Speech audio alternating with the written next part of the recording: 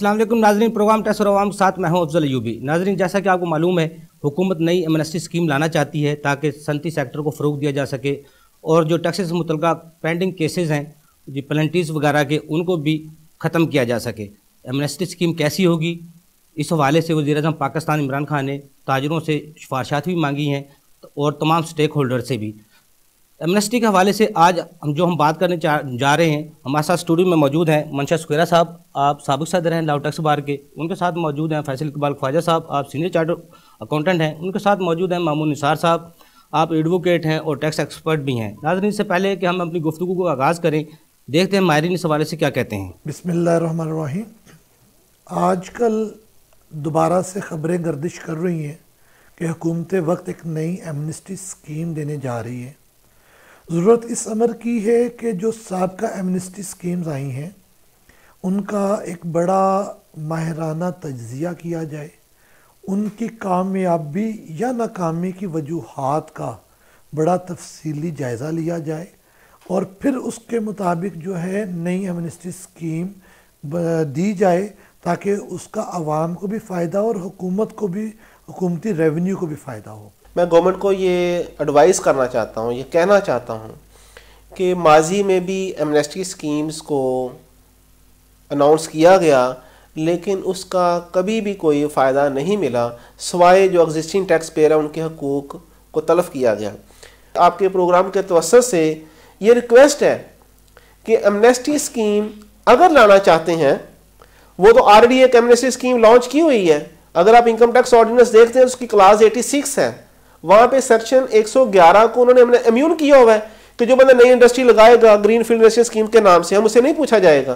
तो इससे पहले आप क्या लेके आएंगे कि जो किसी ने पैसा डंप किया हमें उसको वाइट करवाना है। तो ये कोई इंडस्ट्री और टैक्स कलेक्शन का सोर्स नहीं है। इसमें एक ही चीज़ जो मैं समझता हूँ और मैंने पहले भी ये गुजारिशात की हैं कि आप हर ऑफिसर्स को जो पहले उनको एरिया डिफाइन किया हुआ है, उस एरिया के अंदर रहते हुए उससे परफॉर्मेंस ये लेनी है कि मुझे वहाँ पे टैक्स कलेक्शन नहीं चाहिए। जितनी भी वर्ल्ड की रेटिंग एजेंसीज हैं वो ये बता रही हैं कि पाकिस्तान की सलाहियत तरक्की की कम हो गई है और मुल्क में जारी पॉलिसीज़, नैब, अदालतों के सो मोटोज़ और FBI की कॉन्फिस्केटरी एक्शंस और टैक्स कवानीन, फेडरल गवर्नमेंट के customs, income tax, sales tax और FBI के इख्तियारात इतने कॉन्फिस्केटरी और इतने ज़्यादा बिज़नेस के ऊपर हावी हैं कि जिससे बिज़नेस का सांस जो है वह फूल गया है और पाकिस्तान का बिज़नेस जो है वो कम हो रहा है। अगर आप इसको बढ़ाना चाहते हैं तो आपको टैक्स कवानीन में इस्लाहात करनी पड़ेंगी, जिसके लिए कोई और नहीं बल्कि आपको पाकिस्तान टैक्स एडवाइज़र एसोसिएशन, एक ऐसा रजिस्टर्ड इदारा है जो section 42 of the companies ordinance के तहत बाकायदा से वो रजिस्टर्ड है। तो आप इन प्रोफेशनल से रब्ता करें, आपको यकीनन पाकिस्तान में $100 बिलियन के रिजर्व्स और सालाना टैक्स की कलेक्शन में ऐसे प्रोग्राम मौजूद हैं वो जो दिए जाएंगे तो आप अंदाज़ा लगाएंगे कि मुल्क में एक जो इकनॉमिक एक्टिविटी है वो इस कदर बढ़ जाएगी कि दूसरे मुल्कों में पड़े हुए जो पैसे हैं वो पाकिस्तान में इतने तेज़ी से इनफ्लो होंगे कि आप हैरान रह जाएंगे कि हम पहले क्या कर रहे थे और ये काम जो अभी हमें प्रपोज किया गया है ये काम हमने पहले क्यों नहीं किया। हुकूमत पाकिस्तान जो चाह रही है कि हम कोई एमनेस्टी लेके आएँ ताजर बरदरी के लिए, तो मैं उनको ये सजेस्ट करता हूँ कि एक ऐसी एमनेस्टी हो जिसमें ताजर बरदरी को रिलीफ देते हुए ये किया जाए कि वो बहुत फ्रेंडली तरीके से टैक्स नेट में आए, ताकि IMF और इंटरनेशनल जो अदारे हैं वो देखें यार इस मुल्क के अंदर इतनी परसेंटेज है लोग टैक्स फाइलर्स हैं, हम अपनी लोगों को खुद ही रोक रहे हैं टैक्स नेट में ना आए। इस वक्त जो वक्त ज़रूरत है ऐसी एमनेस्टी आए, ऐसा कवानीन मरतब हो जिससे लोग टैक्स नेट में आए। वो इसी तरह ही मरतब हो गए कवानीन जब ये एक ऐसा इंसेंटिव दे, एक दफ़ा ये तमाम मुख्तलिफ जो पेंडिंग रिफंड्स हैं वो इशू करें। जी मंशा सुखैरा साहब, एमनेस्टी स्कीम का जो मतलब है टैक्स निज़ाम में, इसका क्या मतलब बनता है? बिस्मिल्लाहिर्रहमानिर्रहीम। फर्स्ट ऑफ ऑल तो मैं ये बताऊं कि टैक्स जो है एक sovereign right of the state है जी और life blood for the state है। तो स्टेट अफेयर जो है विदाउट टैक्स नहीं चल सकते। तो टैक्स एमनेस्टी एक डेविएशन है from the usual law. Deviation basically ये इस तरह है कि ये पार्डन ऑफ टैक्स एविजन है। जैसे जिसने टैक्स एविजन की है, कंसीलमेंट की है, अंडर डिक्लेयर्ड एसेट किए हैं, मूवेबल इमूवेबल इनकम, तो उसको एक पार्डन दिया जाता है, उसको एक माफ़ी दी जाती है कि आप कंसेशनल रेट पे in consideration of certain reduce rate या कंसेशनल रेट 2% 3%, तो ये आप दे के अपनी जितनी भी अनडिस्क्लोज या अनडिक्लेयर्ड या अंडर डिक्लेयर्ड जो आपकी इनकम है which is invested into movable and immovable asset, उसमें जो इन्वेस्ट की उसको आप डिक्लेयर कर लें। डिक्लेयर करके तो फिर आप उसको ब्लैक से उसको वाइट कर लें, और फिर उसको परमिशन दी जाती है कि स्पेसिफिक रेट स्पेसिफाई किया जाता है कि इस रेट पे आप कर लें। उसके बाद फिर वो उसको अपनी बुक्स में इनकॉर्पोरेट कर सकता है। जैसे कि वेल्थ स्टेटमेंट हर साल फाइल करना होती है, तो उसमें वो जिन एसेट्स पे वो देगा मूवेबल या इमूवेबल, उसको फिर अपना उसमें वो अकॉर्डिंगली हर साल जिस तरह वो डिक्लेरेशन है हर साल डिक्लेयर करनी, तो उसमें इनकॉर्पोरेट कर लेगा। तो फिर वो जो अनडॉक्यूमेंटेड है वो फिर डॉक्यूमेंटेड में कन्वर्ट हो जाएगी और ब्लैक से वाइट मनी में ट्रांसफर हो जाएगी। इस तरह फिर इसको इसी एमनेस्टी को, क्योंकि उसको पार्डन दिया गया है, उसका टैक्स भी कंसेशनल दिया जाता है, और साथ साथ एमनेस्टी जो है ये जो इसको ये समझ लें इजी जुबान में कि एग्जम्पशन दी जाती है सिर्फ टैक्स जो यूजुअल टैक्स रेट है उससे नहीं, बल्कि उसके साथ जितनी पेनल्टीज है, डिफॉल्ट सरचार्ज है या प्रोसिक्यूशन है, उससे भी उसको एग्जम्पशन दी जाती है कि यूजुअल जो टैक्सेस हैं वो आपको नहीं लगेंगे, बल्कि आप ये कंसेशनल रेट दे दें, तो इसमें आपकी इनकम से जो इन्वेस्टमेंट की है इनटू मूवेबल इमूवेबल एसेट, वो सारी आपकी वाइट होगी। आपको यूजुअल लॉ जो है वो आपको अब नहीं लगेंगे, और फिर आप इसको अपनी बुक्स में इनकॉर्पोरेट कर लेंगे। साथ साथ उसको प्रोटेक्शन भी दी जाती है कि ये वाले जो एसेट्स होंगे या अनडिस्क्लोज या अंडर डिक्लेयर जो भी आपकी इनकम होगी या एसेट होंगे, तो उसको आप जब वेल्थ में डिक्लेयर कर लेंगे तो फिर डिपार्टमेंट जो है उस पर किसी किस्म का ना तो उसकी इन्वेस्टिगेशन करेगा, ना उस पर कोई टैक्स लगाएगा। फिर उसको जो लॉ है इनकम टैक्स ऑर्डिनेंस 2001 उसमें से फिर एग्जम्पशन दे दी जाती है कि वो टू दैट एक्सटेंट वो अप्लीकेबल नहीं होगा। अच्छा साहब, ये जो एमनेस्टी स्कीम आ रही है ये रेवेन्यू कलेक्शन वक्ती तौर पर से की जाती है या हुकूमत को पैसे की जरूरत है, या टैक्स बेस पे या टैक्स नेट पे इसका फर्क पड़ता है? बेसिकली जो अंडर डेवलप्ड कंट्री हैं लाइक पाकिस्तान, जिसमें हमेशा हमारा फिस्कल डेफिसिट होता है, हमारे एक्सपेंडिचर जो है वो ज़्यादा होते हैं और रेवेन्यू कम होते हैं। फिर हमारा एक करंट ट्रेड डेफिसिट होता है जो कि हम इंपोर्ट करते हैं, इंपोर्ट ज़्यादा होती हैं और जो एक्सपोर्ट है कम है, तो उसमें हमारा बैलेंस ऑफ पेमेंट या ट्रेड बैलेंस ऑफ ट्रेड जो है वो हमेशा डेफिसिट होता है। तो हमने डेट सर्विसिंग भी करनी होती है, जो लोन भी वापस करने होते हैं। फिर हमारी एडमिनिस्ट्रेशन कास्ट भी है, फिर डिफेंस और इंफ्रास्ट्रक्चर वेलफेयर प्रोजेक्ट भी हैं, तो उन पे एक्सपेंडिचर ज़्यादा लगने होते हैं, तो उसके अकॉर्डिंगली हमारे रेवेन्यू नहीं होते या हमने टारगेट किए होते हैं उतने आते नहीं हैं। तो उसके लिए फिर जितने अंडर डेवलप्ड कंट्री हैं लाइक पाकिस्तान, वो फिर इस तरह की स्कीम इंट्रोड्यूस करते हैं। यूजुअली तो ये स्कीम क्योंकि यूजुअल लॉ से डेविएट करती है, तो एग्जिस्टिंग टैक्स पेयर जो है उनके साथ डिस्क्रिमिनेशन होती है, क्योंकि उन्होंने हायर रेट पे टैक्स दिए होते हैं। यूजुअली इंडिविजुअल के लिए एवरेज रेट 20, 25, 30 तक चलता है, एओपी पे भी ऐसे ही है, कंपनी पे 30% है। जब उसी इनकम पे जिस पे आपने पिछले सालों में हायर रेट देना था, अब इस कंसेशनल में आप 2-3% में वाइट कर लेंगे। फैसले के बाद जिसका मंशा साहब फरमा रहे थे, मौजूदा टैक्स पेयर की एक तो हक तलफी है, उसके साथ ज्यादती है, नाइंसाफी है। एमनेस्टी स्कीम वो प्रॉपर अपने बकायदे से टैक्स भी अदा करते हैं, जब लेकिन उनका क्या गुनाह है? जब एमनेस्टी किसी के लिए आती है और उस पे शोर मचाते हैं, हमारे लिए कोई फायदा नहीं है। एमनेस्टी स्कीम जो नई हुकूमत लाना चाहती है, उसमें आप क्या समझते हैं पिछले एमनेस्टी स्कीम के क्या रिजल्ट रहे और इसके क्या खदोखाल होने चाहिए ताकि इसको बेहतर बनाया जा सके? बिस्मिल्लाहिर्रहमानिर्रहीम। अफजल अयूबी साहब, ये सवाल आपने बड़ा रेलेवेंट किया। अभी हम एक एमनेस्टी से कुछ दिन पहले ही गुजरे हैं, जिसमें हमने फॉरेन एसेट्स की डिक्लेरेशन भी ली लोगों से, और हमने लोकल एसेट्स पे भी डिक्लेरेशन ली 5% से लेकर 2% तक डिफरेंट रेट से, जिसमें लोगों ने अपने एसेट्स को, फॉरेन एसेट्स को और लोकल एसेट्स को वाइट किया। अब इसके बाद फौरन एक नई एमनेस्टी देने की मुझे कोई समझ नहीं आती। उसकी वजह क्या है कि अगर कुछ ऐसे लोग रह गए हैं जिन्होंने एमनेस्टी अवेल नहीं की थी लास्ट ईयर, उन्होंने स्टिल भी उसको अवेल नहीं करना। वजह है कि जिन लोगों ने ये एमनेस्टी अवेल की उन्होंने अपना सारा सरमाया डॉक्यूमेंटेड कर लिया और उसको फ्लो में लाए पाकिस्तान में। अब फॉरेन एसेट्स में जब ये एमनेस्टी आई तो इनके दो मकासद थे। एक तो जितने फॉरेन एसेट्स डिक्लेयर हुए उनकी फ्यूचर इनकम भी टैक्स नेट में आ जाएगी। जैसे कि अभी रिसेंटली मैंने लॉ टैक्स पेयर यूनिट में 2-3 केसेस किए। दुबई में जिन लोगों ने एसेट्स डिक्लेयर किए हैं वे उसकी वैल्यू का एक सर्टन 6% निकाल रहे हैं कि ये रेंट होना चाहिए, चाहे वो डिक्लेयर हुआ है या नहीं हुआ, और उस रेंट के मुताबिक उन्हें पाकिस्तान में टैक्स भी कर रहे हैं। ठीक है, अब एक तो उस एमनेस्टी का जो फॉरेन एसेट के दो मेन मकासद थे।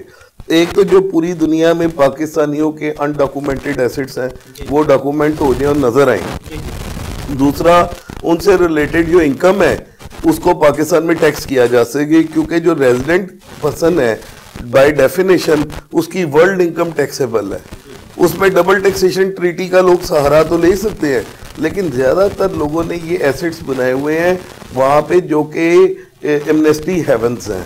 जैसे आप कह लें इंग्लैंड में जो बहुत सारी ऐसी जगह हैं जहाँ पे टैक्स नहीं लगता, वहाँ पे जाके लोगों ने ये एसेट्स क्रिएट किए हुए हैं अपने। ठीक है, अब दूसरा था कि हमें डॉलर्स की ज़रूरत थी। हमारा जो डॉलर का एक अपना नहीं, हमारे जो अपने रिजर्व थे वो बड़ी तेजी से डिक्लाइन कर रहे थे, तो हमने लोगों को ये इंसेंटिव दिया कि वो डॉलर्स पाकिस्तान में ले आए। एस्टॉनिशिंगली मेरे पास जितने क्लाइंट्स थे और लोगों के पास जितने क्लाइंट्स थे उन्होंने 5% पे टैक्स जरूर दे दिया 2% की बजाय, लेकिन डॉलर पाकिस्तान नहीं लेके आए। यानी जो इनफ्लो चाहिए था उसका तरीका ये था कि आपने स्टेट बैंक के अकाउंट में वो पैसे आएंगे डॉलर्स में, और फिर आपने जो अपना यहाँ पे पाकिस्तानी अकाउंट दिया होगा स्टेट बैंक उसमें वो ₹5 को डिसेंटिमेट कर देगा। उसमें उन्होंने एक बड़ी लालच भी दिया हुआ था कि अगर आप फॉरेन एसेट्स को पाकिस्तान नहीं लाना चाहते, लिक्विड एसेट्स को, तो आपको 5% टैक्स था, और अगर आप वो पाकिस्तान ले आते हैं तो उसमें 2% टैक्स था। इन्होंने 3% का रिलीफ दिया हुआ था। लेकिन स्टॉनिशिंगली मैंने बहुत बड़ी बड़ी इन्वेस्टरीज भरी लोगों की, लेकिन लोगों ने 5% टैक्स दे दिया, पाकिस्तान अपना इनफ्लो नहीं लेके आए। तो वो तो इनफ्लो वाला मकसद तो इनका फौत हो गया, टैक्स इन्हें मिला।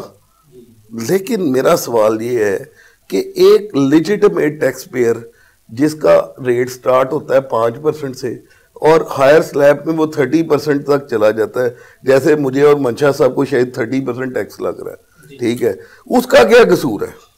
हम हर 10-15 साल, 5 साल, 2 साल बाद एक एमनेस्टी ले आते हैं और टैक्स चोरों को कहते हैं कि अपना पैसा वाइट कर लें। ठीक है, अगर हुकूमत इस पे बड़ा सीरियसली सोच रही है तो मेरा ख्याल है ये हुकूमत अपने विजन से ही हट रही है। जहाँ पे हम नैब को बहुत ज्यादा एक्टिवेट किए बैठे हैं कि जी हमने लोगों को, चोरों को पकड़ना है, जिसके लिए हमने बड़े बड़े हाई प्रोफाइल केसेस भी बनाए हुए हैं। एक तरफ हम FBI में इश्तिहार दे रहे हैं कि जी टैक्स एविजन की सजा है 2 साल की कैद, और कई जगह टैक्स अबेटमेंट और एविजन करने वाले बंदे को 3 साल की सजा के हम इश्तिहार दे रहे हैं। आप अभी गूगल करें, FBI से रिलेटेड आपको ये खबरें आम दी न्यूज पे और हर जगह नजर आ रही हैं। बिजनेस नहीं, मेरी बात सुन ले, बिजनेस रिकॉर्डर में भी आ रही है। तो इसका मतलब है एमनेस्टी देने का मकसद ये है कि वो सब झूठ है। हम लोगों को सिर्फ एक थ्रेट दे रहे हैं कि जी जो टैक्स बचाएगा उसका हम ये हशर करेंगे, जो टैक्स बचाने में मदद करेगा उसका हम ये हशर करेंगे। यानी टैक्स अबेटमेंट और उसकी असिस्टेंस को भी हम 3 साल की सजा की बात कर रहे हैं।